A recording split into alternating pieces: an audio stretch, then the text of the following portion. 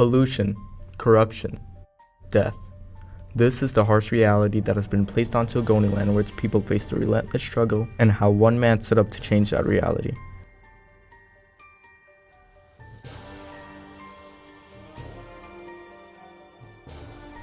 Kanule Besan Saro-Wiwa was born on October 10, 1941 in the village of Bori in Ogoniland. His fame first started as a comedy artist and a journalist, leading him to write books and produce television programs, which made him recognizable to the Ogoni people. Want to be a millionaire, think like a millionaire, act like a millionaire, and the millions will be yours. In the 1990s, Ken Saro-Wiwa shifted his focus to human rights and environmental activism as he became more concerned with the growing destruction and abuse of Ogoniland. He saw fit to bring an end to the misuse of Ogoniland and its resources. But before we get more into that, let's talk about what was happening in Ogoniland. Ogoniland was a beautiful land, home to many diverse and rare species. Located in the southern region of Nigeria, Ogoniland was blessed with fertile soil, lush vegetation, and plentiful amounts of seafood from the Niger River. This led to the residents of Ogoniland, known as the Ogoni people, relying on farming and fishing as their means of sustenance and income. However, the discovery of oil started to change this hidden gem. This discovery introduced Ogoniland to oil companies who were eager to exploit its resources. Understanding the value of oil, Nigeria's government agreed to partner with these companies, notably the Royal Dutch Shell Company, which is now known as Shell. The Ogoni people were made to believe that this discovery would be another blessing, with the promises of new opportunities. However, this proved to be a curse, as on July 19, 1970, Ogoniland had its first major oil spill when a wellhead exploded that sent boiling oil into the sky in the surrounding area. The toxic oil quickly contaminated the Ogoni people's land, food, and water, devastating their communities and their ecosystem. The Ogoni people's torment only started from there. In the years 1976 to 1991, 2 million reported barrels of oil had been spilled in about 3,000 different spill sites, with residents reporting cancerous diseases. Despite all this, Nigeria's government chose to continue to ignore these issues. This led to the creation of the Movement for the Survival of the Ogoni People, MOSUP, in 1990. MOSUP is a non-governmental, non-political apex organization of the Ogoni ethnic minority of southeastern Nigeria. MOSUP's main goals are to promote democratic awareness, protect the environment, foster social, economic, and physical development, protect cultural rights and practices, and allow for the self-determination of the Ogoni people. Ken Saro-Wiwa and MOSUP's work led to the publication of a transformational document, the Ogoni Bill of Rights, which stated that while affirming Ogoni's loyalty to Nigeria, the Ogoni people laid claim to their independence, which the British violated when they handed the Ogonis to the other ethnic groups in October 1960. The Ogoni Bill of Rights requested political control of affairs pertaining to the Ogonis, control of the resources found in Ogoniland for development, direct representation in all Nigerian national institutions, and the right to protect the Ogonis' environment and ecology from further degradation. The Ogoni Bill of Rights was signed in August 1990 and later presented to the Nigerian government and the Nigerian people on October 2, 1990, which was run by the military leader, General Ibrahim Babangida. Ken Saro-Wiwa began to call the Ogoni people together in meetings to address the destruction and marginalization of the Ogonis. As it turned out, many Ogonis were also tired of the deterioration of their home. Ogonis from different ethnic groups joined together in a march 300,000 strong out of the 500,000 to protest Shell on January 4, 1993. This day was later called Ogoni Day and is still practiced today. This was when Ken Saro-Wiwa made his powerful speech calling for the non-violent protests just like those of Mahatma Gandhi and Martin Luther King Jr. In recovering the money that has been stolen from us, I do not want any blood spilled. Not of an Ogoni man, not of any strangers amongst us. In response to the Ogonis' continued opposition to the government's agenda and the request by Shell to protect their installations, the government under the control of military General Sani Abacha sent a military force into the area to silence the people.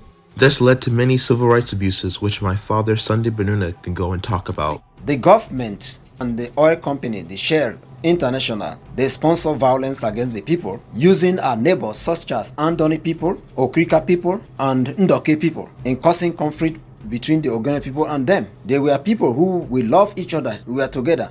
Actually, we saw the Nigerian ministry actually fighting, coming into the Ogoni people area and kill people, burn houses. Not only that, they chase people to the forest and then have to rape women, kill some people. Some people were killed and people have to run for their lives, even to refugee camps. On daily basis, different things were going on. And then yet the oil company who's supposed to do the right thing, they didn't do it. So they were part of those things. And at last, they even killed Ken Saro-Wiwa and 8 others at the Port Harcourt prison yard. While these attacks continued, a tragedy spurred a series of events that would forever change the course of the Ogoni struggle for their rights. On May 21, 1994, 4 prominent Ogoni chiefs were assassinated in a meeting of Ogoni chiefs in the village of Gikoi. The government had Ken Saro-Wiwa and Leda Mite, the deputy of Mossop, detained without a charge on May 22, 1994. Later the same day, Lieutenant Colonel Dauda Como of the Nigerian Army claimed that Mossop caused Ogoni suffering, not the federal troops committing the crimes labeled in the newspaper. Eventually, it was released that Ken Saro-Wiwa and Leda Mite were accused of killing the chiefs.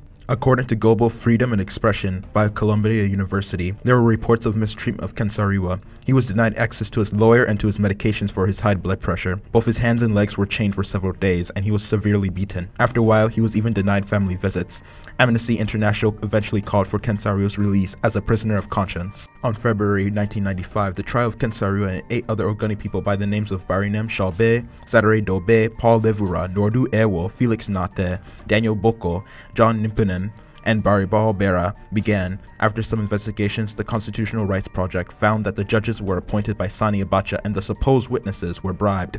With this information, International PEN sent a letter to Sani Abacha that was sent to the African Commission on Human and People's Rights, protesting the lack of hard evidence and the unfair trial. Sadly, even with major organizations requesting for the delay of their executions, the Ogoni 9, as they are known, were executed in a Port Harcourt prison on November 10, 1995 by hanging, with acid poured onto their bodies to hasten their decomposition. It took 5 attempts before Ken Saro-Wiwa took his final breath, with him asking, "Why are you people treating me like this? And which type of country is this?" when they failed to kill him. This day has now been called Remembrance Day, as a sign of remembrance for what the Ogoni 9 passed through, and a reminder of what the Ogoni people are fighting for. Due to this, Nigeria was subsequently suspended from the Commonwealth of Nations until democracy was restored in 1990. The Nigerian government prioritized economic growth at the expense of their people and environment, which is unjustifiable because governments exist to protect their citizens.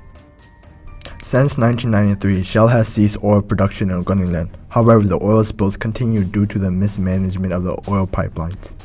As Saro-Wiwa and the Ogoni people continue to protest, Shell encourages the government to stop Ken Saro-Wiwa and Mossop, knowing this would likely result in the human right violation being committed. Shell was aware of the abuses the Nigerian military committed in response to the Ogoniland protests.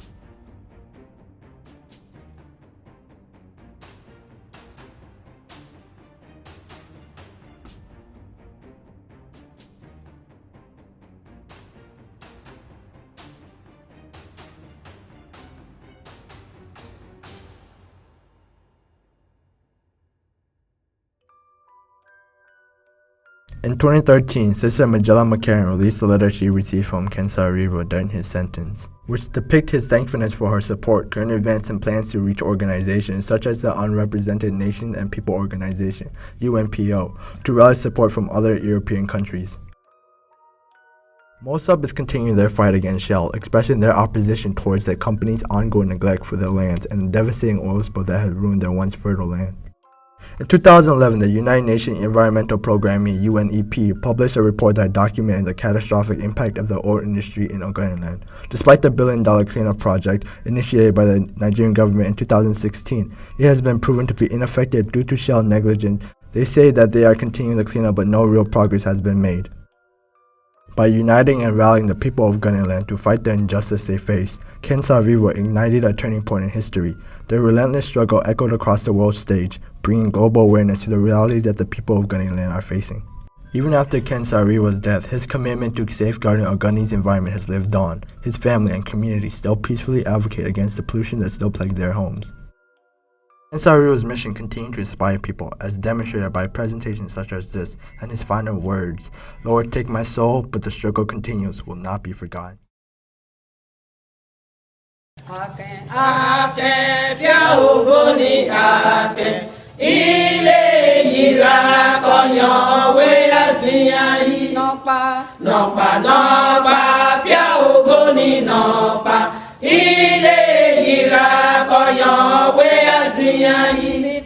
Sitam, sitam, ya Ogoni sitam. Ile yira koyan we asiyan yi. Balo, balo, balo,